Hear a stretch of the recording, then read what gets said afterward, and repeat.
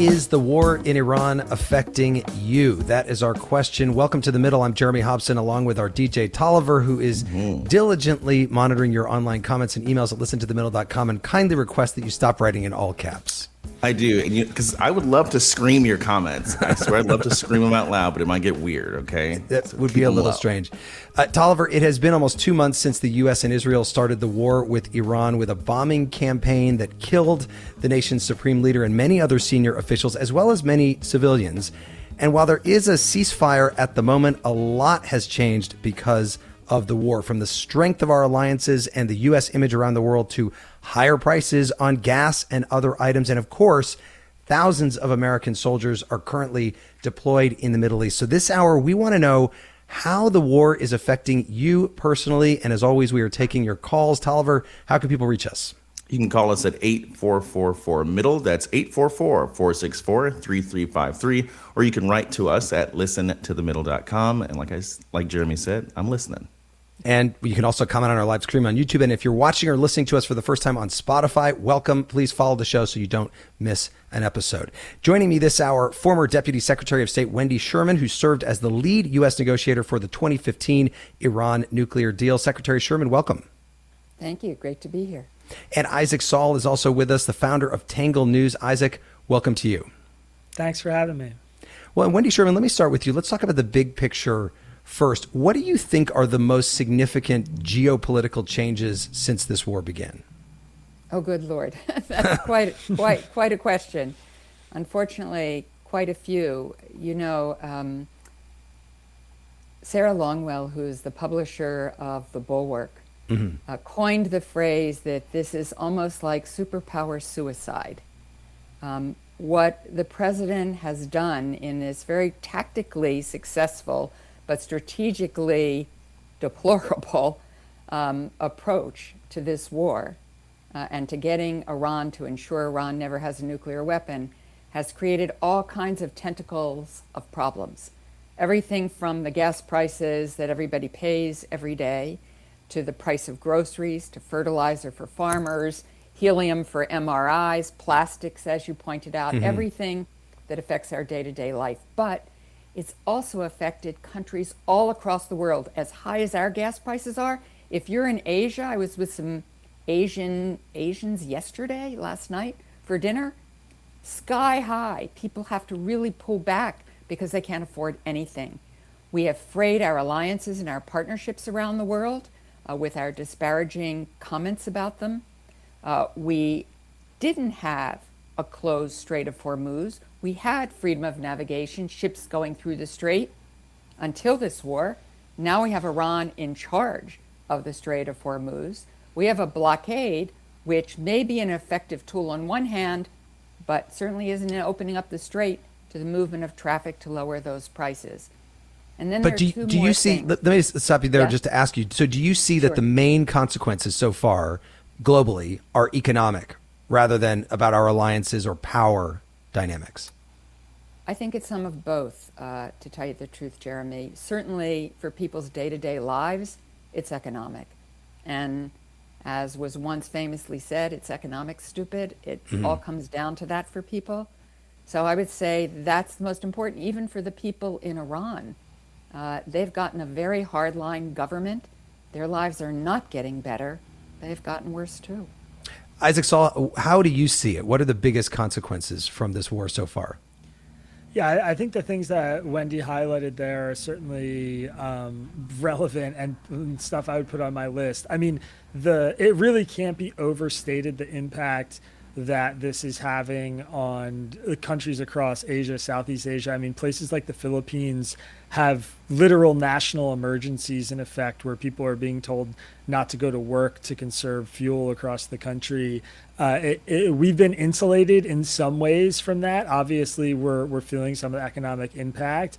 I think one thing I might add that could be long-term a positive framing of what's happening, which I think is incidental. I don't think it was part of the Trump administration's plan, but the way Iran reacted to the initial strikes by turning on its Gulf neighbors and, dropping bombs and shooting missiles into residential areas in some of these Gulf countries like Qatar and, Saudi Arabia. I mean, those places I think the leaders in those countries are going to, at the end of this conflict, be looking to unify and ally themselves in much more clear terms, I imagine, with the United States. I mean, I'd be curious to hear what Wendy thinks about that. I've never sat in these negotiating rooms like she has, but I suspect that there's way, way, way less trust and patience for Iran from some of our Gulf partners who have for a long time kind of walked the line. And, you know, isolating Iran, there are upsides to that potentially down the road. Again, I don't think the Trump administration planned that. I think the way Iran reacted sort of isolated them even further than they already were. I'm hopeful, you know, if you're really reaching for potential positive outcomes from this war, that maybe that's one of them, this sort of unified front with the Gulf states, the United States, Israel. But yeah, I think the impact in large part has been economic in some of these countries that rely on oil getting out of the Strait of Hormuz. And of course, the stuff that we're seeing domestically here, not just the gas prices, but the political blowback. I mean, MAGA is really fractured right now because of this war. And there's a lot of people who feel like Donald Trump betrayed them. Right. And I think that's going to have real implications in November. Well, and I'm sure we're going to hear from some listeners about that. But Wendy Sherman, one, I guess, potential upside for some. When this war started, we opened up the phones and we heard from many Iranian-Americans living in the United States, some in Los Angeles, which is nicknamed Tarangelis because there are so many in LA, who were very happy that the U.S. had gotten involved and had killed the brutal dictator, the Ayatollah there.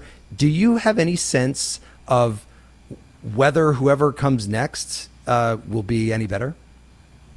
Sadly, no. In fact, I think we have an even more hardline regime in Iran than we had before this war started. Mujtaba Khamenei, who's the son of the supreme leader who was assassinated, was never thought to be his father's successor because his father thought he was too close to the Islamic Revolutionary Guard Corps, that he didn't know how to balance all of the interests. And people think because there's a supreme leader, there aren't politics in Iran, but there are.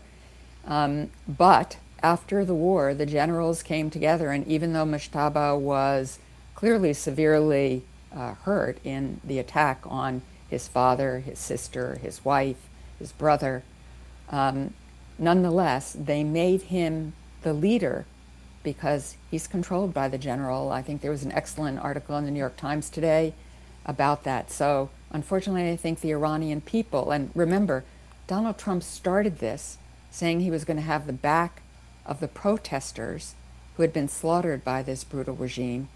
They've sort of been forgotten. And one more thing, Jeremy, I hope we get to. President of the United States is about to go to China in the middle of May. This has big consequences for that relationship. Yeah, that's going to be a big thing to watch as well. I just want to sneak in a call here because we've got somebody calling from New York City and who may have a direct stake here in what's going on. Devon, tell me, how is the war affecting you? Hey, Jeremy, how are you? I'm doing well. Go ahead. Sure. Yes, the war is affecting me is because basically I'm a New York City taxi driver, and with the gas prices are so high.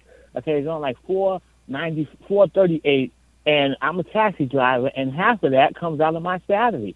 And then two, I had to raise the prices on my customers because of the gas prices.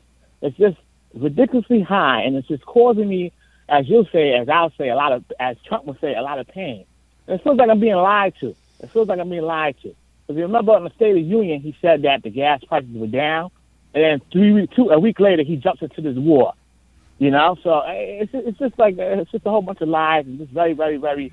I just feel, very, very. I don't feel hopeful. I have no hope no more. Yeah. Just have no hope. Devon, thank you for that. Isaac Saul, I'm sure we're going to hear a lot of that, but that is really so direct. As somebody who, is paying more at the pump, it comes out of their salary, and that's how they say they feel like they've been lied to by the president.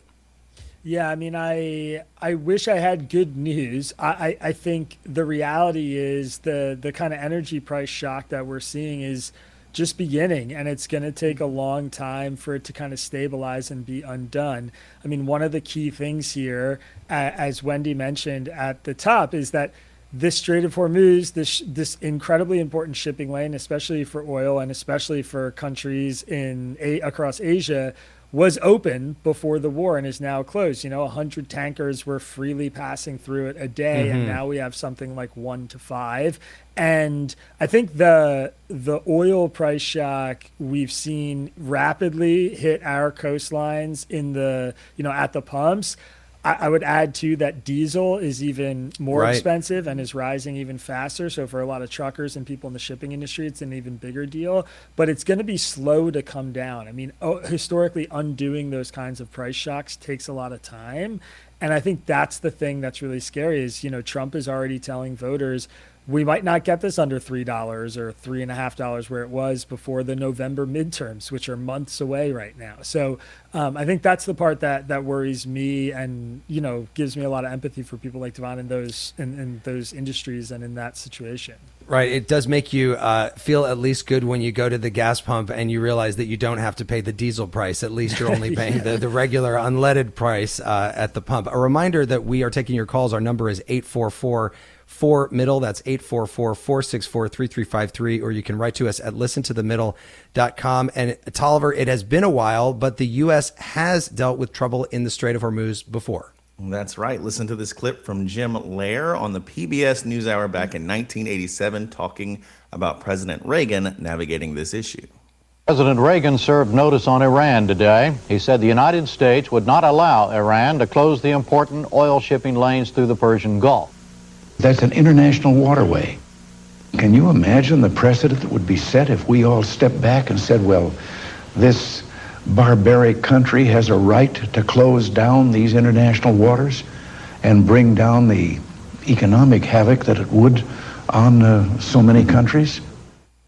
In the end, back in 1987, Iran did not close the strait, but the U.S. Navy did start escorting tankers through it. By the way, if you are just joining us for the first time on Spotify, welcome. We do this every week. We take on a different topic. We take your calls, so be sure to follow us. And if you're a Spotify Premium member, no ads. We'll be right back with your calls on The Middle. This is The Middle. I'm Jeremy Hobson. If you're just tuning in, The Middle is a national call-in show. We're focused on elevating voices from the middle, geographically, politically, philosophically, or maybe you just want to meet in the middle. This hour, we're asking how the Iran war is affecting you. And Tolliver, how can people reach us? You can call us at 844-4MIDDLE. That's 844-464-3353. You can also write to us at listentothemiddle.com or on YouTube. I'm joined by former Deputy Secretary of State Wendy Sherman and Isaac Saul, the founder of Tangle News. And before we get to the phones, Wendy Sherman, what about the nuclear issue? Do you expect that at the end of the day here, when there is some kind of a deal, if there is some kind of a deal, that it's going to be better, worse, or the same as the one that you negotiated back in 2015? Look, I may not be a supporter of the president's, but I hope for even a better deal than we got. I don't see that in the offing right now, unfortunately. There's an enormous gap between what it appears the administration wants and what Iran will agree to. The fundamental issue is Iran believes that it not only has a right to a civil nuclear program, but it has a right to enrich uranium, which, when enriched to a very high level, becomes the fuel necessary for a nuclear weapon. That's in the simplest terms I can talk about it. And so the president would like Iran to never enrich ever again, and he'd like to get hold of a very huge stockpile, like 1,000 pounds worth of 60% enriched uranium. It only has to get to 90% to be used as fuel for a nuclear weapon. It's not far from 60 to 90 technically. And and that's buried underneath some of the bombing that the United States and Israel undertook in June. So this is really tough going.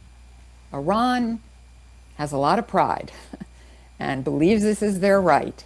And they will probably not concede on this issue.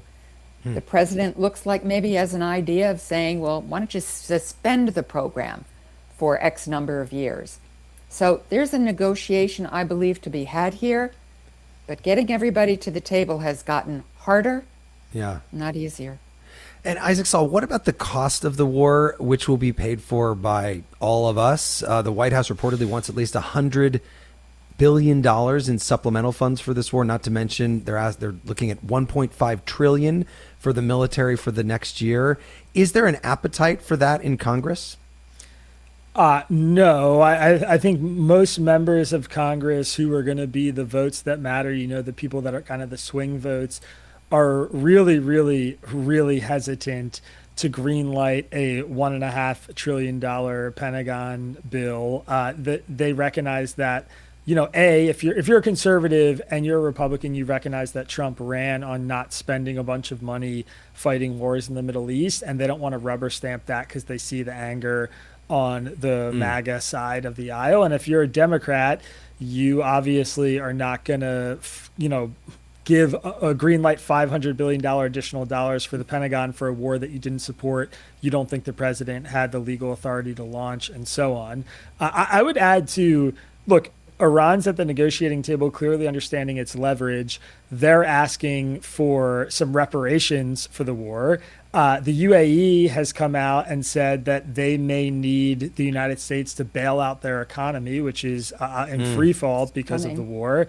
And Americans are paying for it at home with, gas prices and soon to be inflation related to the cost of shipping and goods and everything coming back. Right. So it is pretty remarkable when you think about it, just in the modern day, how much a war like this does disrupt the economy and how quickly the costs add up.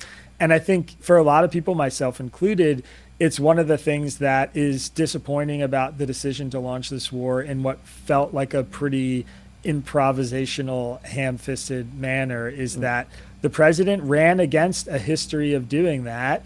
And he had a really compelling message around it, and it feels like this undermines all that. Well, and the president and members of Congress just said that they couldn't afford to extend people's Obamacare subsidies at the beginning of the year, but they apparently can afford this war. Let's go to the phone. Susan is calling in from Essex, Connecticut. Susan, go ahead with your thoughts. How is the Iran war affecting you?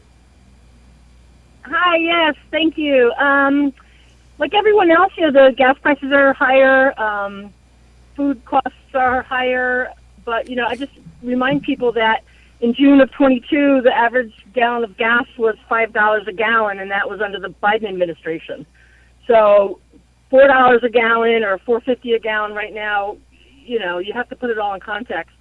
I'm actually a government employee, so I'm also living with everything else that's happened under the Trump administration. I voted for Trump, and just to remind people that not everyone's MAGA. A lot of people that voted for Trump are intelligent people, good-thinking people, but we just wanted to change. And I think what's happening with this war, I think we need to back it. We've backed all other wars that all other presidents have gotten us into. We've spent billions in Ukraine, helping them.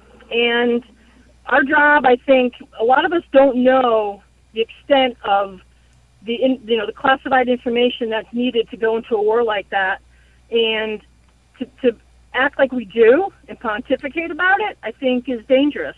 But you believe the rationale for it. You're in favor of it. You believe the rationale for the war right now. I am in favor of it because to go to war like that, there had to be information so great and so dangerous that they would do that. And I do believe that they did it to protect us.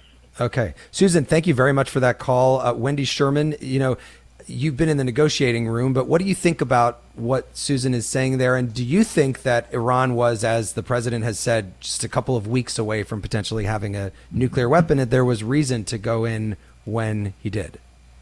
I don't think there was an imminent threat, but I do understand what Susan has said, and I understand that when you are going about your day-to-day life, taking care of your family, you have to put some trust in your government that maybe they know things you don't know. And when I was in government, you do read intelligence, you do know things that the general public doesn't know. But there was no way that Iran was 2 weeks away from a nuclear weapon. They didn't have the material for a nuclear weapon. Then they have to do what's called weaponize it. They have to turn it into a bomb, and then they have to attach it to a launch vehicle like a missile. They hadn't done any of that. And yes, it is true, they were closer to getting enough of that fissile material that highly enriched uranium that was a critical element to getting to a nuclear weapon. That's true. But they weren't 2 weeks away from having a nuclear weapon. And yes, they had enough material if it was enriched further for several bombs. So I understand the anxiety about Iran, and they are a brutal regime. And everybody believes they should never have a nuclear weapon. Whether you're right, left, or in the middle, they should not have a nuclear weapon. When we did the deal back in 2015, we knew the choice was diplomacy, to try to get time on the calendar so they wouldn't get a nuclear weapon, or a war that had all of the effects that we are now experiencing. We thought we had a way forward. It wasn't perfect, but it really did buy us a hell of a lot of time. Yeah. And I'm sorry for the consequences that everybody's facing now. Let's go to Nita, who's calling in from Utah. Nita, what about you? How is the war affecting you? Well, I'd like to say how is it not affecting me personally? We're talking from family members being deployed to undisclosed locations, to the gas stations at the pump. Food is more expensive. Everything's more expensive. And how is it not? And the stress level of this alone is insane. What do you feel about the reasons for the war? Do you think that there's any case to be made for this war? Was there any reason for it? Well, I get it. Iran was off. They're a unique group of people. Don't get me wrong. They didn't need a nuclear weapon, but we can't get a straight answer from this administration. I mean, it's 12 different things, and he lies constantly, and it's like we look like fools to the rest of the world. I mean, everything comes out of his mouth is a lie, and it's like, okay, so now what? We look like we don't know what we're doing. Nita, So, yeah, and it gives me anxiety. It gives me anxiety, and it just with family members over there. I mean, it's one thing to have a war that I believe in, saving our country or protecting our country, but I don't even know why half of the time why they're over there. I mean, at this point, why don't they just come home? Nita, thank you very much for that. You can hear that, Isaac, just the personal connection, obviously, that so many Americans have when they've got a family member who is deployed, but also Nita's point about the trust in the administration. She doesn't believe anything that the president is saying. Yeah, it's funny. I mean, maybe this is just a reflection of my own politics being in the middle, but I feel drawn both to Nita and Susan's perspectives at the same time. I mean, to what Susan said on when she called in, I even wrote in some of my commentary about this war that I presume there are things that I don't know that our intelligence agencies know that might evoke the response and the fear that they have going into this conflict. At the same time, to what Nita just said, the president is, for better or for worse, one of the most transparent presidencies we've ever had in terms of media access and kind of talking to the press and explaining his rationale on the fly. I mean, there are things that he's done that I think are not transparent, but it's easy to hear his opinion and thought process. You just have to call him and ask him, and reporters do that. And at press conferences, he's very forthcoming about how he's thinking about things.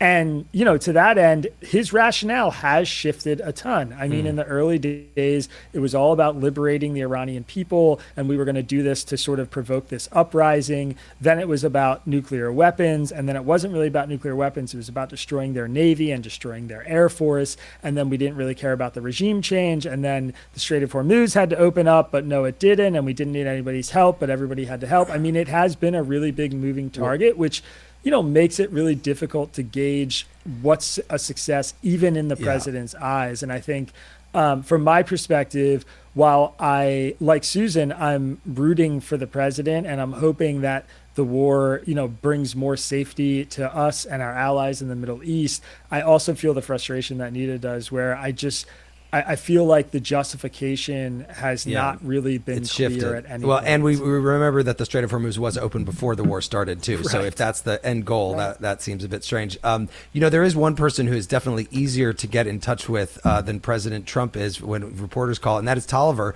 who has been checking out the phone number and listen to themiddle.com. Like that transition. Tolliver, what's coming in?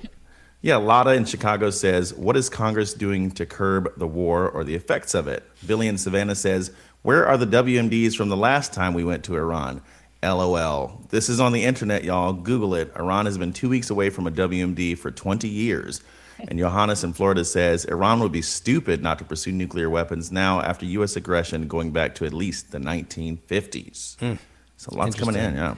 All right, let's get to another call. Philip is calling in from Rosenberg, Texas. Philip, what about you? How's the war affecting you? Thank you, Jeremy. I mean, it's an understatement for you to talk about the war the way it's affecting people. I mean, it's everywhere.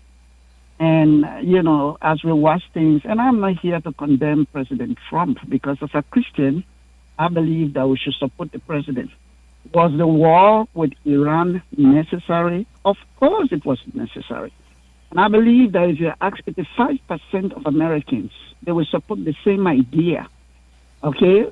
Even Iranians were very much happy that this was taking place. But I think where we went wrong is the manner in which this entire war was prosecuted.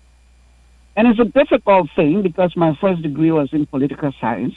Because I'm a clergy person now, and I was talking with somebody, and the person said, well, we don't need to leave our boundaries. Do you know that America is the leader of the world? American boundary is not restricted to North America. America is all over the world.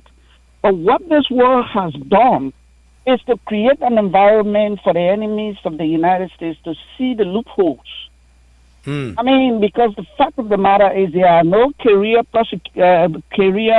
diplomats. Every one of them were kicked out. Yeah. Nobody, and even right now, people still don't want to accept the fact that indeed, you know, mistakes have been done. Like you look at the Secretary of War, as they call him. He used to be a journalist, and one time I saw him, he was on the air talking about trying to pick up, you know, headlines for media institutions. As a media practitioner, you don't do that. Okay, well, so Philip, let me take your thoughts here. That's interesting points, and let me take your thoughts here to Wendy Sherman, because I guess the big picture there is, what has this done to America's power around the world? Is it, as Philip says, making us look like fools? I think the problem, and Philip was putting his finger on this, I think, is we are a powerful country. There's no question about it. We do have the strongest economy, the most extraordinary military. Politically, we've been a democracy, and we've been very proud of that as we approach the 250th anniversary of the founding of this country. But we have also stood for a set of values and what democracy and freedom means. And because of the way the war has been waged, and the president's comments about the war and about the people who are or aren't supporting him in what he's doing, we've lost a lot of that, what Joe Nye called soft power. People believing in the United States, believing that we will be there, that yes, we shouldn't be the policemen of the world. Yes, we can't take care of every problem in the world. But as the caller pointed out, so many of our diplomats are gone. There aren't experts at the table for these negotiations. I'm glad Vice President Vance brought some last time, but these are highly complex negotiations, and you need people with a lot of experience, as I was fortunate to have, including the Secretary of Energy, Ernie Moniz, who was a nuclear physicist. I wasn't. So you need all of that, and when the world watches how the president's approaching this, they wonder whether the United States is the country that they believed it to be. Interesting to think about it, soft power that way too, because you think about the hard power of the United States, which sometimes is more powerful when you're not using it and it's a threat than when you actually do use it and show people what happens when you do use it. We're taking your calls at 844-4MIDDLE. That's 844-464-3353. Or you can write to us at listentothemiddle.com. Tolliver, as I said, we opened the phones right after the war started, almost 2 months ago, and heard from many Iranian Americans, some in Los Angeles, who were quite happy. Yeah, many of them were hopeful about a possible uprising, which so far has not happened. Take a listen to this caller. I'm Richard from Los Angeles, an Iranian that has lived in U.S. for over 50 years, and I applaud U.S. for continuing to get rid of this corrupt regime. A few months ago, they killed 32,000 people in the street. How in the hell are we thinking that people of Iran are going to be able to have a revolution? This is not 1979. This regime is ruthless, and it has to be eliminated. That was a call that we got on our show back in January, Tolliver. And again, if you like this show, follow us. We would love to have you every week. We'll be right back with more of your calls on The Middle. This is The Middle. I'm Jeremy Hobson. This hour, we're asking how the war in Iran is affecting you. I am joined by Isaac Saul, the founder of Tangle News, and former Deputy Secretary of State Wendy Sherman. You can call us at 844-4MIDDLE. That's 844-464-3353. Or you can reach out at listentothemiddle.com. And by the way, if you don't get through on the phones, leave a message and we will get to more of your calls in our weekly podcast extra. Let's go to Sue, who's in Rossville, Illinois. Sue, go ahead with your thoughts about how the Iran war is affecting you. Yes, hi, and hi, Wendy. I'd like to make 2 points. I've been a nurse for 55 years, living in urban areas, but now I'm in a rural area here. And I see a lot of impact. People are curtailing their travel because it's so expensive to go long distances. School buses, for example, are incurring extraordinary fuel costs. And also, nurses here, many of them drive 2 hours to get to the hospitals where they work. I heard that lithium may be an issue. So there's issues that it will affect health care. Also, in regard to the comment that was made about Mideastern countries being allies to the U.S. after the war, I disagree with that. This war was Israel motivated. I don't think that these Middle Eastern countries are going to trust the United States any more than our former allies are trusting us now. We've lost trust across the board. And I think that's extremely dangerous. Instead of diplomacy and the treaty that was in place, we now have a strait that is blocked with 5 ships going through. And that's a problem. Yeah. Sue, thank you very much for that. Isaac Saul, she brings up lithium as a nurse. And I wonder, in your reporting, what you found about the various things that are going to get tied up if the Strait of Hormuz remains closed for much longer. Yeah, I think probably the better question is what won't get tied up. I mean, first of all, just, crude oil is such a huge and important product, whether we like it or not. I mean, it's in so many things. We all think about the gas pump, but, you've mentioned things like plastics and there's the helium conversation that's been happening that, tons of really jarring reporting. It seems like energy reporters and people who cover this kind of stuff for a living and for a beat, and also people who trade in the energy markets are very, very, very skittish right now about what the future is going to look like. I do just want to respond to one other thing that the last caller said there, which, I do think it's true that this war is going to negatively impact our trust with some of our allies and potentially with other countries in the Middle East. I also think that a lesser told story, and one just to defend the president a bit here, is that there are a lot of places that wanted this confrontation with Iran, but didn't want to go about it in this particular way. And I think might even be happy that the president has done what he's done to just do it and get it over with.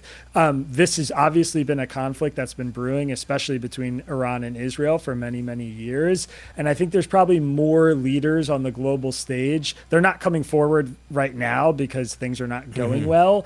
But if you had asked them a couple months ago, they might have preferred a confrontation because they felt like somebody had to step up and do this. And I do think those global leaders are out there. I think Saudi Arabia for sure is one of those countries that is kind of urging the United States and Israel to keep pushing. And I don't want to discount the point that Israel certainly tried to, influence our decision making here. I think the reporting there is pretty clear. Netanyahu wanted Trump to do this. He lobbied him to do this. But I don't think they were alone in that, is all I'll say. Wendy, Sherman, by the way, on the issue of sort of other countries around the world, are you surprised at the reaction from Europe, which it's like it doesn't seem to be very loud. If they're angry about what's happening there, they're not. There's not a leader that has come out like there was during the Iraq War. Maybe you have Jacques Chirac or something like that, who's like, we are definitely against what's happening here. Well, I think there's several things going on. The president didn't go around the world and ask people to come with him. He went on his own with Israel, but he basically went on his own. And it's true that many of the Gulf states want to see the end of Iran messing around with stability in the Middle East. But they now are of mixed minds because their economies are hurting. The future that they all had been planning to sort of get out from under, this view that they were backwards countries and could now have a great economic future, that's been tarnished. So I think it's a mixed bag where the Gulf states are concerned. And Canada's Prime Minister Carney's been very outspoken about his feelings, Prime Minister Starmer. I think Europe, however, Europe on the continent has been very focused on Ukraine, understanding it now is holding the bag for giving support to Ukraine because President Trump has backed away from that, believing it's Europe's problem, not an American problem. Though if Putin goes beyond Ukraine to other parts of Europe, it will become an American problem because it'll become a world war in quick order. One hopes, of course, that doesn't happen. Let's go to Rowan, who's calling in from Chicago. Rowan, what about you? How's the Iran war affecting you? Yeah, so I mean, I drive for work, and I'm not reimbursed on any of those miles, and I'm driving at least, anywhere between 300 and 500 miles a month just for work. And it doesn't, it doesn't include any of my personal miles, so that really adds up. And do you see any reason for having to pay that extra money at the pump? Does it make any sense to you why it's happening? No, I mean, just to be clear, I didn't vote for Trump, but I also didn't vote for Kamala Harris. But I thought the one good thing that I thought Trump was saying was that we're done with these pointless wars. I mean, we've been buying both Democrat-led and Republican wars for forever, and it just feels like, why are we doing this? This isn't a thing that all countries do. I don't have any particular problem with Iran. We support lots of other countries that are doing terrible things, and I just think we have no place like telling other countries what their government is supposed to look like, or invading them. I just feel like we have so many problems here in this country, and I would like to see us focus on this and not on again these just endless wars. And again, it can't be that Iran is uniquely evil, because Israel just murdered 60,000 people. So I feel fed up. Just let me ask you, Ron, how old are you? 30. 30. Okay. Thank you for that call. Isaac Saul, what do you hear when you hear Rowan talk about that? I mean, I think, I'm 34 years old. I think there's a generation of Americans who kind of fall into this millennial bracket, who are starting to have a lot of voting power and say right now, who grew up in the shadow of 9/11 and then watched our response to that attack on our country and what it cost us, and the global economic strife and the lives that were cost. Our generation is incredibly skeptical of international conflicts, and I think that's just the reality. We're not a generation that has a sort of spirit of World War II or Cold War confrontation, where we feel like the United States should be going around sort of spreading democracy via force across the globe. And so there's just fatigue there, and I think what you hear from callers like that, and that I think is a really, really common feeling and perception among my friends for sure, is you find out some missile we launched cost, $80 million to shoot into Tehran and kill a bunch of civilians.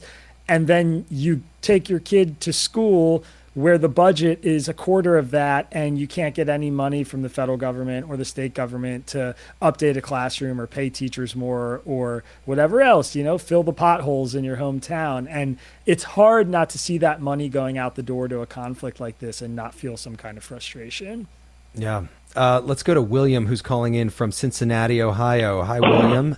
Go ahead with your thoughts about the war in Iran. How's it affecting you? Oh, I feel optimistic about it. It's a little disingenuous, I think, of the representation of misrepresentation of the war and of Trump. And it's only an issue because of Trump. If it was Biden or Obama or something, it would not be an issue. What are you optimistic that will happen, William? Well, that we get rid of this terrorist country. I've served my country since the late 70s until after Desert Storm, and through Desert Storm, and then I came back and served for 12 years after 9/11 at the 82nd Airborne. And I've had friends in Iraq and Afghanistan, lost friends. But I'm definitely... we just want to let this tyrant, mullahs, keep pursuing nuclear weapons, and they kill American soldiers and Americans and other allies. Just let them keep going. And I'm grateful that Trump had the courage and the guts to stand up to him. Yeah, William, thank you for. We have to back Israel. Thank you for your service, and thank you for your call. And Wendy, Sherman, how do you respond there to William, who sounds like has served in the military? First of all, William, thank you so much for your service to our country. So many years, which is a hardship on the people that you love as well, who worried about you every time you were in service and were deployed. So thank you so much for everything you've done. I understand the desire to go after Iran. They are horrible. They did slaughter their own people. They do perhaps, maybe definitely want to get a nuclear weapon. They certainly want to have the choice to do that. And that's very, very dangerous.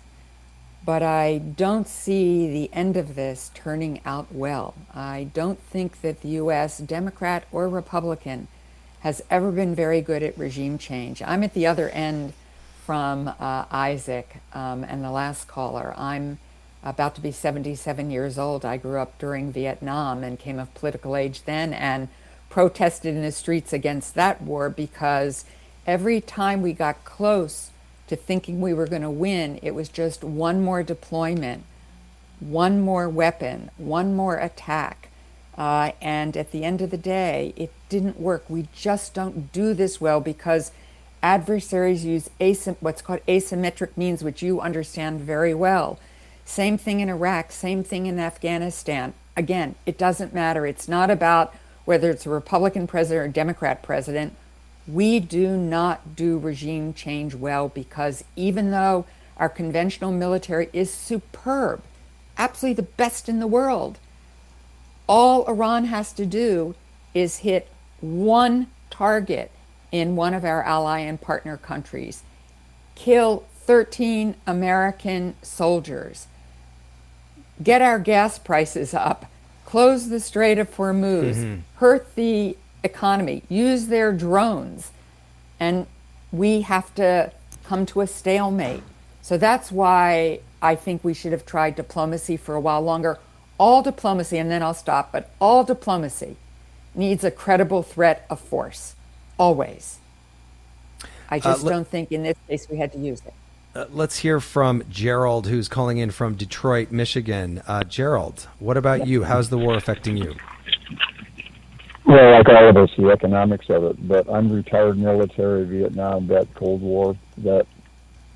And I think America has met its David. as in the Old Testament of David and Goliath. Our country is now a little more peril because we've used up a lot of our munitions. The regime, obviously, I have no love for the regime, but at the same time, I think they were a long way from what they were doing, and diplomacy, as we just spoke about before, should have been followed, not the way Trump is doing it. He has no patience. If we were going to do this, as has been mentioned, we would have brought in all the forces together, all the countries together. We didn't do that, and so we're sitting on a spigot, and we're looking rather foolish. So I feel sorry for our country, and it's going to take a long time for us to repair the damage that has been done. Gerald, thank you for that, and thank you for your service as well. Isaac Saul, again, getting back to the point just about U.S. power and what's happening to it as a result of this war. Yeah, I mean, I think when I listen to those callers, the thing that I fear about the future, the thing that I think I'm most worried about is what I've sort of coined as the ambient war in the future, which is we sort of stop paying attention to what's happening in Iran in the next few months, but the conflict on the ground and the money that we're pouring into the war and the stalemate in the Strait of Hormuz continues. And it sort of just gets punctuated by a story here about a naval officer being killed, or a story there about us assassinating a particular Iranian general or something. And otherwise, Americans just begin to get accustomed to these $4 or $5 gas prices like we had in 2022, except they don't go away and they go down much more slowly. And we get accustomed to hearing about another soldier dying in Iran in some skirmish with Iranian forces. And it just sort of starts happening in the background, kind of like how the Ukraine war has become a little bit of an ambient war. It's just this background noise that we hear occasionally some really big headlines about. And all the while, we're pouring more and more money into it. We're putting more and more soldiers at risk. We're not making progress with Iran.